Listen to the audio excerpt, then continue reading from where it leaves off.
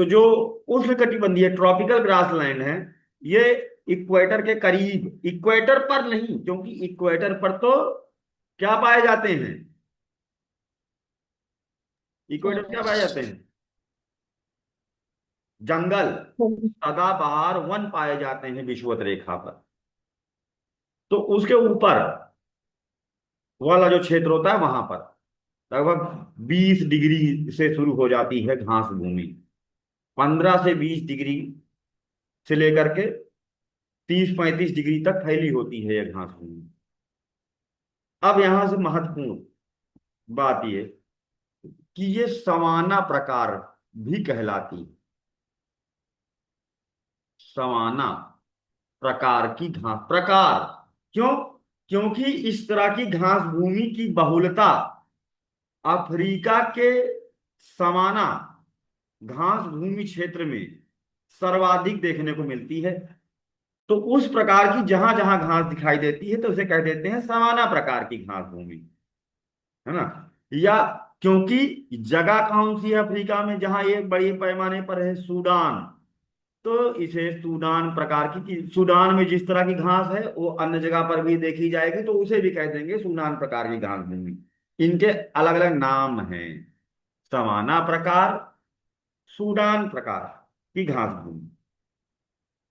ये यूरोप के स्टेपी घास भूमि सर्वाधिक विस्तृत इस प्रकार की घास भूमि है। तो इसको क्या कह देते हैं, स्टेपी प्रकार, स्टेपी प्रकार की घास भूमि। तो स्टेपी किस प्रकार की घास भूमि हुई, ऐसे भी क्वेश्चन बनता है।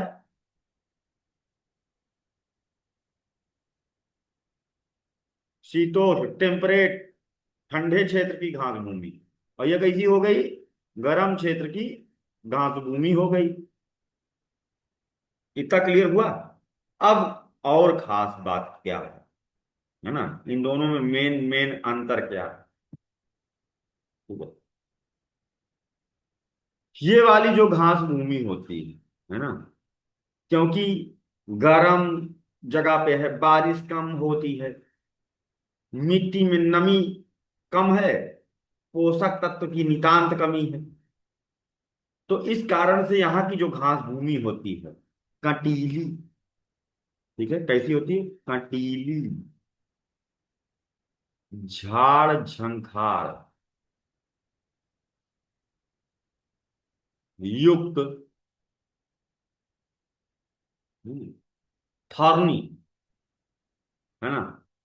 अगर आप लोगों को इस तरह घास, जैसे आपने अपने कुश देखे हो, कुश, सरपत, ये सब कुछ देखे हो, मूंज, है, अ, अगर इससे चीर दो तो क्या हो जाएगा, ऐसे ये सर सिलिका की अधिकता की वजह से हम, ऐसा होता है पानी सर। कम है, पानी कम है, सिलिका है, मिट्टी में सिलिका की मात्रा ज्यादा है, पानी कम है। तो क्या इसे पशु खाते हैं, इस तरह की जो घास है, पालतू पशु, दुधारू गाय भैंस क्या चरती है, फूस है, नहीं, गाय भैंस नहीं खाती, ठीक है। तो इस कारण से ये घास भूमि जो है दुधारू पशुओं के लिए श्रेष्ठ नहीं है, श्रेष्ठ नहीं है, याद रखना, नहीं है। क्योंकि एक तो पशु खा नहीं पाएगा, दूसरा इसमें पोषक तत्व तो नहीं है, तो दुधारू पशु यहां पर नहीं पाए जाएंगे। कैसे पशु पाए जाएंगे, जंगली जानवर यहां पर पाए जाएंगे, दुधारू पशु यहां नहीं पाए जाएंगे। पशुपालन के लिए ये क्षेत्र फिर कैसे होंगे, अगर ऑप्शन में फंसाता कैसे, ऑप्शन में दे कि ये क्षेत्र पशुपालन के लिए बहुत अच्छे हैं, बड़े उत्तम हैं, तो हम क्या कहेंगे कि ये क्षेत्र पशुपालन के लिए उत्तम नहीं है। नहीं है। हाँ, उसको ध्यान रखना। जंगली जानवर पाए जाते हैं यहाँ पर, बाघ वाघ, हाथी, है ना। तो हाथी वगैरह भी कम पाया जाता है, कम पाया जाता है, उतना नहीं पाया जाता है। ठीक है। तेंदुआ उन्दुआ ये सब पाए जाएंगे, जंगली सियार, बाइसन, बारहसिंगा, ये सब पाया जाएगा यहाँ। इधर हम देख लेते हैं, ये घास भूमि कोमल, यानी मुलायम, है ना, नरम, पोषक तत्व प्रधान होती हैं।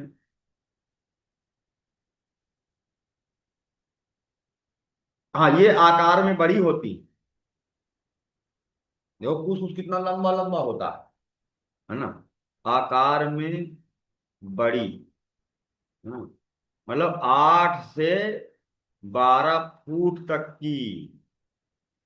और ये 1.5 2 फुट, 3 फुट की होती है ना। फिर पोषक तत्व प्रधान है। पशुपालन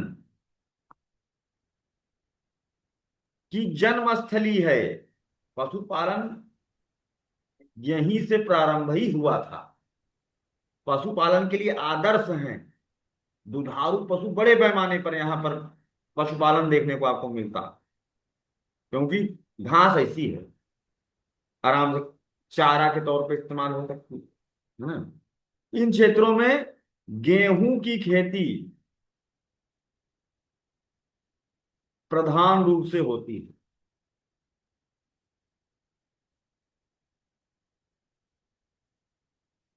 अब घास भूमि को हटा हटा करके लोग वहां गेहूं की खेती करना शुरू कर दिए। पहले पशुपालन करता था मानव, फिर उसने खेती करना शुरू किया, तो ये वो जगह वही है ना, गेहूं खेती प्रधान रूप से होती है ना। आकार में छोटी होती है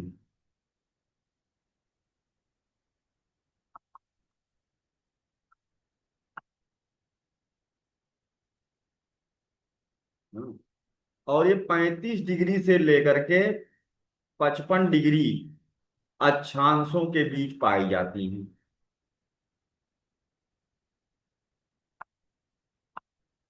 मध्य अक्षांश, तो ये तो हो गए इनके बीच खास अंतर। अब हम देखेंगे कौन कौन सी किस तरह की घास है ना, जिनका नाम पेपर में डायरेक्ट ही पूछा जाएगा कि ये घास भूमि कहाँ पाई जाती है। हटा दें इसको स्लाइड। सर एक सेकंड बस।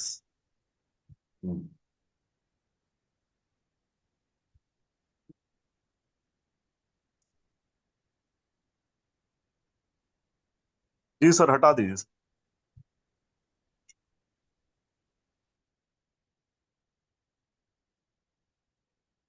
अब हम घास भूमियों को नाम सहित लोकेशन भी साथ ही साथ बना देंगे।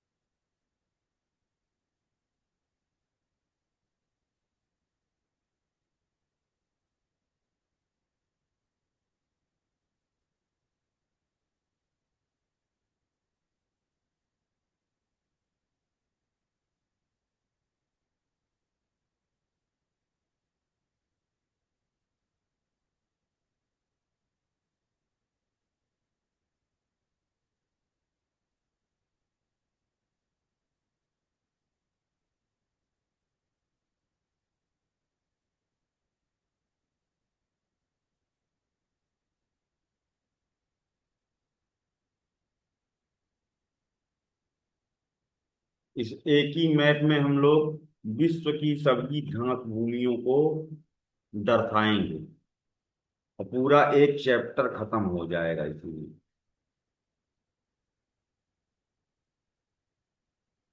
बहुत ज्यादा इंपॉर्टेंट चैप्टर जो फ्रीक्वेंटली यहाँ से क्वेश्चन आता रहता है।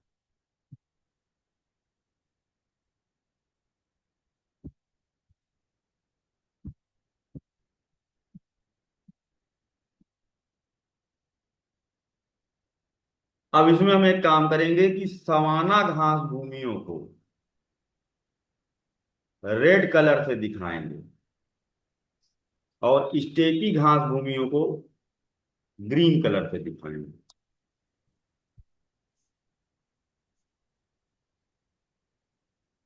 ये हो गई सवाना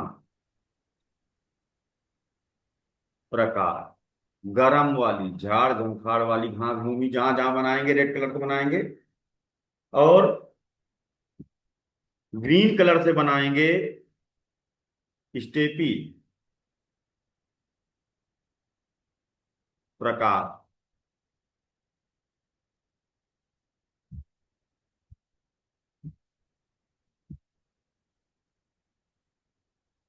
ये है राकी पर्वत उत्तर अमेरिका महाद्वीप में। राकी इस पर्वत के पूर्वी ढाल से घास भूमि शुरू होती है, हडसन की खाड़ी के पास से होते हुए, और जैसे जैसे पूरब को बढ़ती जाती है घास का आकार बड़ा होता जाता है क्योंकि बारिश बढ़ती जाती, फिंगर लेक तक जाती, अंगुल झीलों तक फैली हुई। इसे कहते हैं, हरा है तो मतलब सीधा क्या हो गया, प्रेयरी घास भूमि स्टेपी प्रकार की है, मतलब शीतोष्ण कटिबंधीय ऊपर है, अक्षांश ज्यादा है। यह है प्रेयरी घास भूमि कनाडा और अमेरिका में। इसे विश्व की रोटी की टोकरी कहते हैं।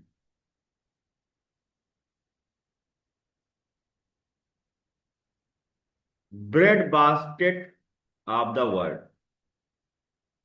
Bread basket of the world. ये बड़ी इंपॉर्टेंट है। प्रेयरी कहाँ है फिर, अमेरिका आपको ऑप्शन दिखाई दे तो टिक मार देना। ठीक है। अब उसके बाद आ जाते हैं नीचे, यहां ये है विषुवत रेखा, इक्वेटर, इक्वेटर से जा रही है 0 डिग्री। इधर भी एंडीज माउंटेन रेंज है। यह है दक्षिण अमेरिका महाद्वीप।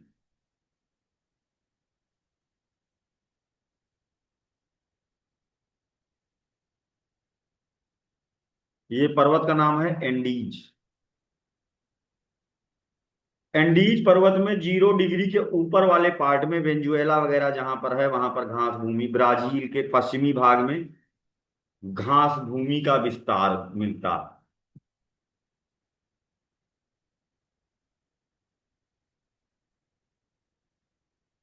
और साथ ही नीचे वाले साइड में भी घास भूमि का विस्तार मिलता है, एंडीज की ढाल पर भी। ये एक ही कॉन्टिन्यूअस ग्रास लैंड है जिसके अलग अलग जगहों पर नाम, मतलब जुड़ा हुआ है लेकिन नाम अलग अलग हो जाता है। बताओ, आर्यन सैनी चला गया क्या? हम्म। नीरू तुम बताओ, पढ़ाया था मैंने ये। रेड है सवाना प्रकार का है, दक्षिण अमेरिका महाद्वीप में। क्या नाम है ब्राजील के पश्चिमी भाग में जो घास भूमि है, इक्वेटर के नॉर्थ में जो घास भूमि है ना, और इक्वेटर के साउथ में जो घास भूमि है, उनका नाम बताओ।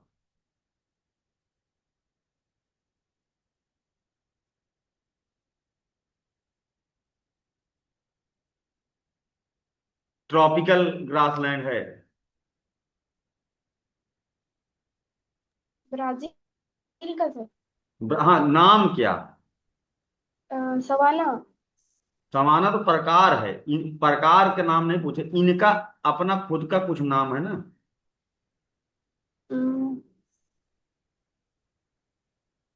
इन डाउन्स। भूमियों का खुद का कुछ नाम है ना। पेपर में। पंपास या फिर हाँ। पंपास। हाँ, क्या बताया? गलत हो सकता है सर, पता नहीं। नहीं नहीं, हम कह रहे हैं कि जो ऊपर वाली घास भूमि है 0 डिग्री के जो ऊपर है उसका क्या नाम है, और नीचे वाली का क्या नाम है? वो मध्य रेखा के आसपास तो सर भूमध्य रेखा नहीं, हाँ ठीक है, अच्छा। भूमध्य रेखा है ये। इसके ऊपर एक पार्ट है, फिर नीचे एक पार्ट है, और एक एंडीज से लगा हुआ पार्ट है। 3 नाम है इस घास भूमि के। डाउन्स के। हम्म। और इसके ऊपर पंपास। वाले का नाम है लानोस। लाना। ठीक है। और इसका नाम है कंपोज। हाँ सर, कंपोस्ट। ठीक है। ऊपर वाले को कहते हैं कंपोस्ट, नीचे वाले को कहते हैं लानोस।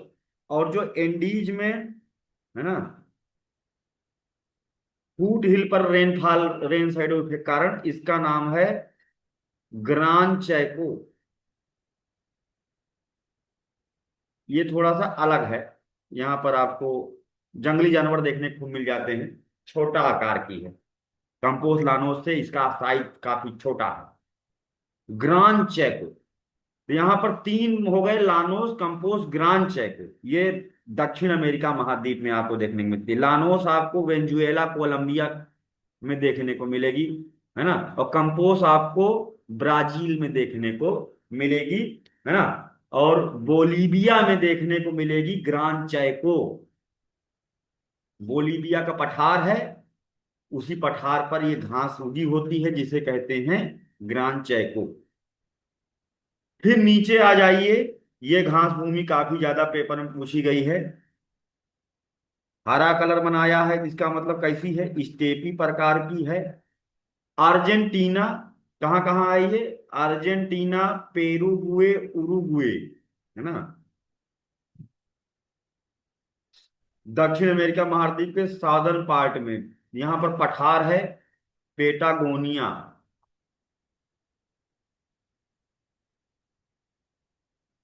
का पठार पूछा जाए कहाँ है, अर्जेंटीना में। देश कौन कौन से? अर्जेंटीना, उरुग्वे और पेरुगुए, उरुग्वे, है ना, यहाँ तक फैली है। इसका नाम क्या है? पंपास। हाँ, ये तो याद है तुमको, पंपास। पंपास घास भूमि भेड़ पालन के लिए जानी जाती है। और यहाँ पर नेटिव अमेरिकन रहते हैं, जो यूरोपियन और नेटिव अमेरिकन का क्रॉस ब्रीड है, एक जनजाति पाई जाती है। वो पेपर में कई बार पूछी गई है, जिसे कहते हैं गोचू। सर क्या कहते हैं, कोचू? हाँ, नहीं, गोचू। गोचू ये है, भेड़ भेड़ गोचू। पालन करते हैं, है ना, भेड़ पालन करते हैं। यूरोपियन और इंडो अमेरिकन का क्रॉस ब्रीड है। यूरोप के लोग यहाँ आके कब्जा किए थे ना, गुलाम बनाए थे, तो यहाँ की औरतों के साथ में वो जो है, मतलब एक तरह से उनके सैनिक मनोरंजन के लिए वहां की स्त्रियों को रखते थे, सेक्स वर्कर के तौर पर। तो उससे क्रॉस ब्रीडिंग हुई एक तरह से। तो यूरोपियन और इंडो अमेरिकन का क्रॉस ब्रीड है ये जनजाति गोचू, पाए जाते हैं,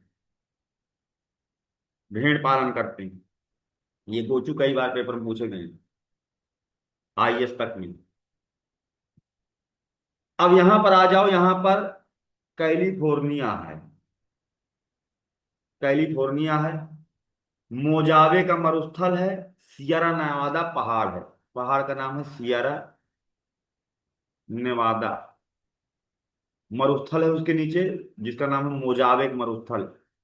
तो घास भूमि भी पाई जाती है यहाँ। मोजावे मरुस्थल के ऊपर और जहां पहाड़ शुरू होता है वहां तक। ये पेपर में कई बार पूछी गई, बड़ी इंपॉर्टेंट है। कैलिफोर्निया की घास भूमि लाल है तो कैसी है? सवाना प्रकार की है। और इसका नाम है चप्पारल। चप्पारल पूछा जाए, विश्व में कहां पर चप्पारल वनस्पतियों का विस्तार है? ऑप्शन दिखाई देगा कैलिफोर्निया, टिक मार देना। ठीक है, इधर का हो गया, कंप्लीट हो गया मामला। अब हम लोग आ जाते हैं इधर, अफ्रीका। क्लियर हो गया इतना? भूलेगा तो नहीं? हाँ भाई, चलिए। Yes sir. अब आ जाते हैं इधर अफ्रीका में। तो पहले बना देते हैं एक्चुअल वाली सवाना। इधर सहारा का मरुस्थल है ना? ये है सहारा। और इधर है सूडान, इथियोपिया। यहीं पर ये घास भूमि पाई जाती है, इक्वेटर के ऊपर, मरुस्थल के नीचे।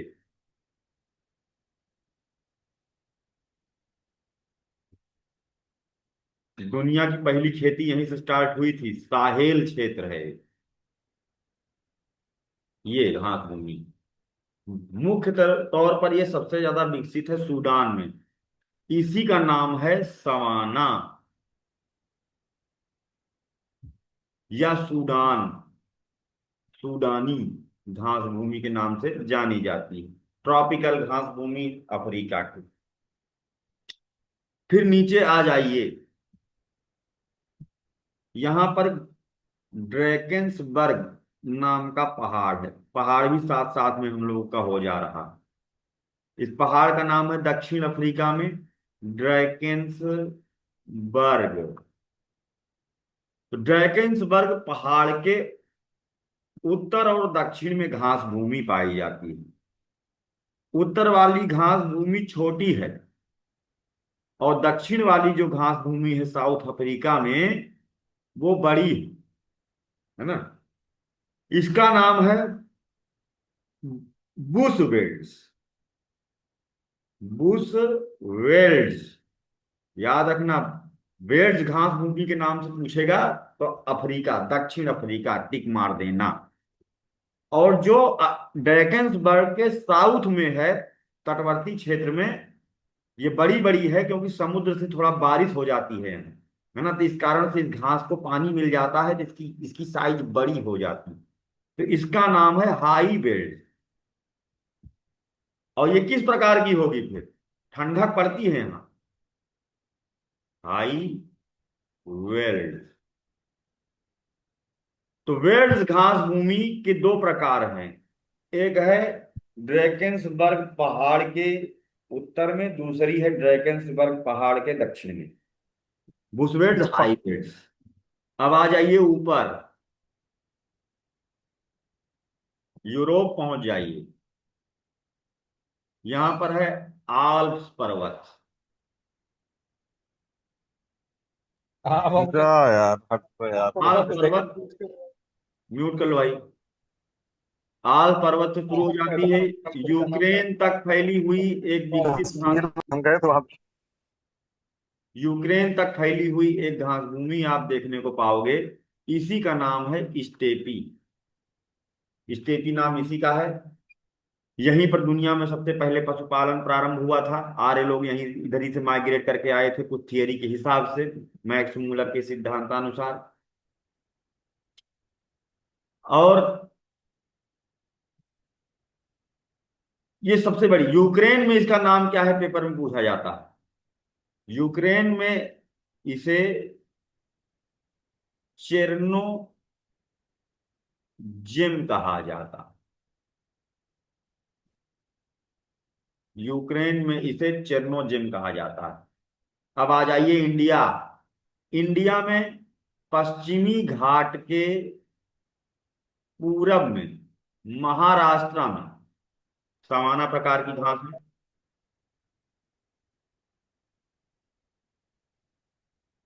महाराष्ट्र और कर्नाटक में घास भूमि पाई जाती है। तो भारत में पश्चिमी घाट के पूरब में महाराष्ट्र में जो कटीली 16 फुट की दुनिया की सबसे बड़ी घास इंडिया में है, 16 फुट की, है ना, बहुत लंबी लंबी। इसका नाम महाराष्ट्र में है एलिफेंट घास।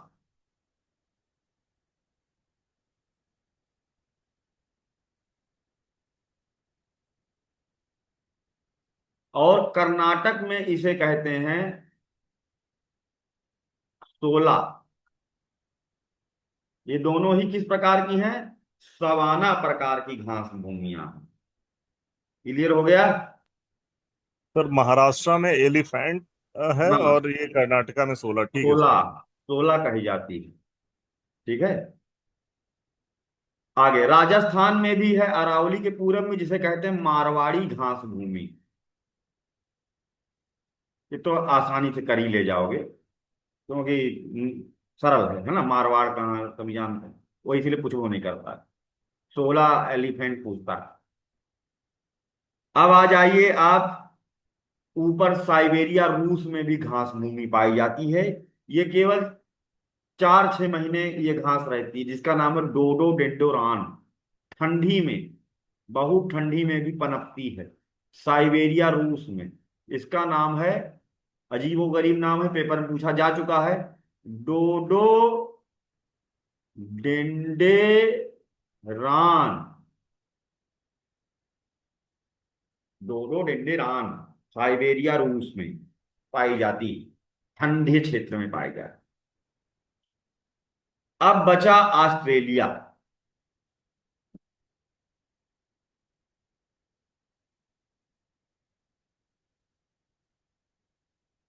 ऑस्ट्रेलिया, ऑस्ट्रेलिया में पहाड़ का नाम है ग्रेट डिवाइडिंग पर्वतमाला, है ना। तो ग्रेट डिवाइडिंग पर्वतमाला रोक लेती है, बारिश होने नहीं देती है पश्चिम में। तो इस साइड में अब एक विशेष घास भूमि यहाँ पर पाई जाती है, जिसका ऊपर वाला पार्ट ट्रॉपिकल टाइप का है। घास भूमि का नाम एक ही है, लेकिन ये घास भूमि ऊपर से नीचे की तरफ बदलती जाती है। मतलब इस घास भूमि का नाम एक ही है। क्या नाम है भाई?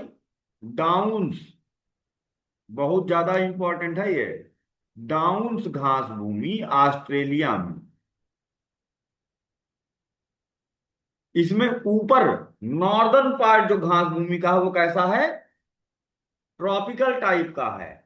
और सदर्न पार्ट जो है वो टेम्परेट टाइप का है। तो ऐसा क्वेश्चन आए कि निम्नलिखित में से कौन सी घास भूमि उष्ण कटिबंधीय से शीतोष्ण कटिबंधीय तक दोनों ही प्रकार की है? तो डाउन उत्तर सही होगा। क्लियर? लास्ट, लास्ट, इधर आ जाइए आप। ये है न्यूजीलैंड। यहाँ पर भेड़ पालन के लिए न्यूजीलैंड प्रसिद्ध है, बड़े पैमाने पर भेड़ पालन होता है। और पशुपालन के लिए जानी जाती है ये जगह, क्योंकि यहाँ पर जो घास है वो शीतोष्ण कटिबंधीय प्रकार की है। और इस घास भूमि का नाम है कैंटबरी। ठीक है, कैंटबरी ग्रास लैंड। ये दुनिया की सारी घास भूमियां हमने आपको बता दिया, इसी में से क्वेश्चन फंस जाएगा। इसका स्क्रीनशॉट ले लो। पूरा एक कंप्लीट लेक्चर मैप देखते ही तैयार हो जाएगा।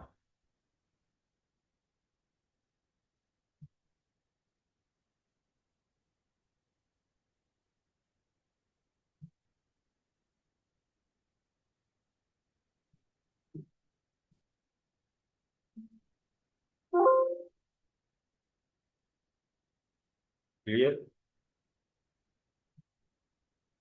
ठीक है विवेक, हो गया? जी सर, थैंक यू सर। हम्म। और कुछ किसी को पूछना है? बहुत बढ़िया टॉपिक कवर होगा। और कुछ पूछना है विवेक जी? कल तो आपका पेपर है, ढेर सारी शुभकामनाएं। बढ़िया एकदम बढ़िया पेपर देखे हैं, मजेदार। रात में बहुत देर तक ना पढ़ना, 1-2 बजे तक सो जाना। अभी सब थोड़ा सा योजनाएं एक बार देख लेंगे, बस सब हो जाएंगे। हाँ हाँ, बाकी देख। योजना देख लेना बस। करंट अफेयर देख लेना। ठीक है। कुछ और ठीक है पूछना सर। है?